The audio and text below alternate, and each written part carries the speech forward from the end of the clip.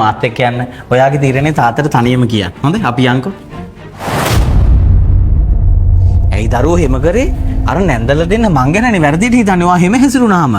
නෑ තාත්තේ. තාත්තනේ කිව්වේ මට කැමති අම්ම කෙනෙක් තෝරගන්න කියලා. ඉතින් මං ඒක නිසා පොඩි පරීක්ෂණයක් කරා. ඉතින් මගේ පැටිය ඕකට වතුර ගහන්න ඕනේ. නිකන් වෙන දෙයක් කරන්න තිබ්බනේ. ඉතින් තාත්තේ මට ඕනුනේ මට වැඩිපුරම ආදරේ මොන අම්මද කියලා බලාගන්න. මන් දන්නවා. ඔයා තෝරගත්තේ අර නර්තන ආන්ටිනේ. අර වතුර ගෙවුවම වට ආදරෙන් කතා කරපු. තාත්තා හිතුවනේ අර හොඳින් කතා කරපු ආන්ටි මගේ අම්මා විදිහට තෝරගත්තයි කියලා. ඒදුයි ඔයා ඒ ආන්ටි නෙවෙයිද තෝරගත්තේ? නෑ මම අර සැරින් කතා කරපු ආන්ටි තමයි තෝරගත්තේ. ඇයිද ඔයා නිමාලි ආන්ටි තෝරගත්තේ? එයාට හොඳටම බැන්නනේ. මම දන්නව තාත්තේ නිමාලි ආන්ටි මට බැන්න කියලා. එයා බැන්නේ එයාගේ හදවතින්ම. තාත්තා එතන ඉඳියයි කියලා ඒක නතර කරේ නෑ. මට එතකොට මගේ අම්මත් මතක් වුණා. තාත්තට මතකද? මගේ අම්මා කවදාවත් මම වැරද්දක් කරාම තාත්තා එතන ඉඳියයි කියලා කවදාවත් අම්මා මට බයින් එක නතර කරේ නෑ.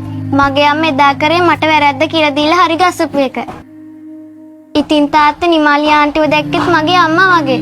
එයත් වැරද්දක් දැක්ක ගමන් පෙන්නලා දුන්නා. හැබැයි තාත්තේ අර අනිත් ආන්ටි ආදරේ වගේ රඟපෑවේ එතන ඔයා ඉඳපු නිසා තාත්තේ.